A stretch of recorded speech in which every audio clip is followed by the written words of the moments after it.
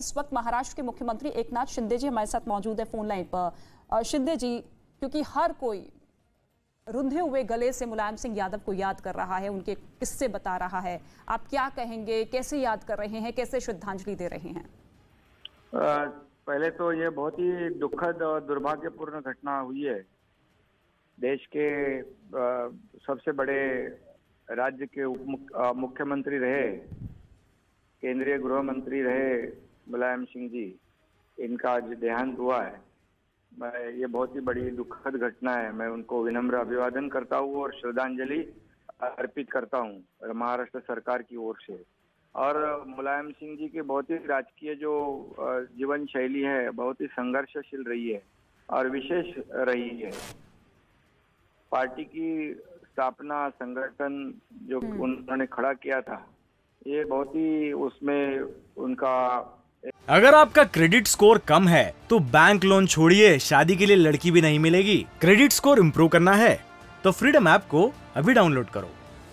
एक अलग ही राजनीति जैसे उनकी पूरी राजनीति थी और उत्तर प्रदेश जैसे बड़े राज्य के वो मुख्यमंत्री रहे। एक धुरंधर ऐसे एक राजनीतिकार, राजकारणी जो है, नेता है, ऐसी उनकी पहचान थी।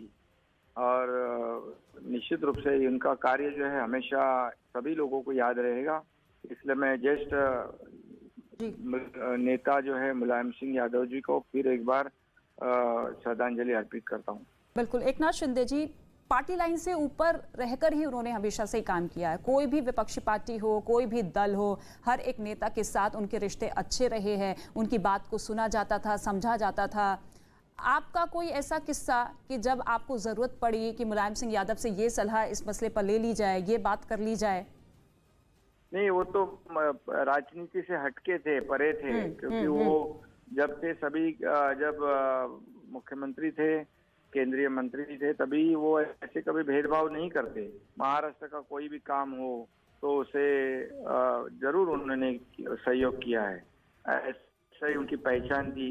ये बहुत बड़ा देश का नुकसान है उनके जाने से, इसलिए फिर एक बार मैं उनको बहुत बहुत श्रद्धांजलि अर्पित करता हूँ। जी, शुक्रिया एकनाथ शिंदे जी हमसे बातचीत करने के लिए। तो महाराष्ट्र के मुख्यमंत्री को आप सुन रहे थे और हर कोई इसी तरीके से नेताजी को याद कर रहा है, उनके आदर्शों का जिक्र कर रहा है, उनके संदेश की बात कर रहा है, जो कि समाजवादी पार्टी के तौर पर उन्होंने अपनी पार्टी को आगे बढ़ाया, पूरे देश में उस पार्टी की छवि को मजबूत किया। क्योंकि शुरुआत उन्होंने जनता दल से की थी, लेकिन धीरे धीरे ज़मीनी तौर पर वो शख्सियत ऐसी मजबूत होती चली गई कि उन्होंने अलग होकर समाजवादी पार्टी का गठन किया।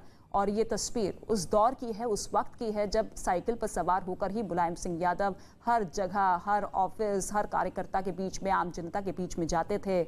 और इसी साइकिल को उन्होंने अपनी पार्टी का चुनाव चिन्ह बनाया और उसी चुनाव चिन्ह के दम पर वो कई बार चुनाव जीतते चले गए। 7 बार सांसद रहे, 3 बार देश के सबसे बड़े सूबे उत्तर प्रदेश के मुख्यमंत्री रहे। उन्होंने कमान संभाली और उन्हीं की छत्रछाया में उत्तर प्रदेश का विकास किस तरीके से हुआ वो हम सभी ने देखा। और फिर उसके बाद मुलायम सिंह यादव की गद्दी उनके बेटे अखिलेश यादव ने संभाली। और इसके साथ ही आपको ये भी बता दें कि उत्तर प्रदेश के सैफई में, एक छोटे से गाँव सैफई में उनका 1939 में जन्म हुआ था। और अब ये जानकारी मिल रही है कि उन्हीं के जन्मस्थली पर, उन्हीं के कर्मभूमि पर उनका अंतिम संस्कार होगा, यूपी के सैफई में ही। मुलायम सिंह यादव, जिन्होंने 1960 में राजनीतिक सफर की शुरुआत की थी, 1967 में पहली बार विधायक वो बने, उसके बाद 1977 में पहली बार उत्तर प्रदेश के मंत्री बने। बड़ी जिम्मेदारी उनके कंधों पर दी गई और बखूबी उन्होंने निभाई भी।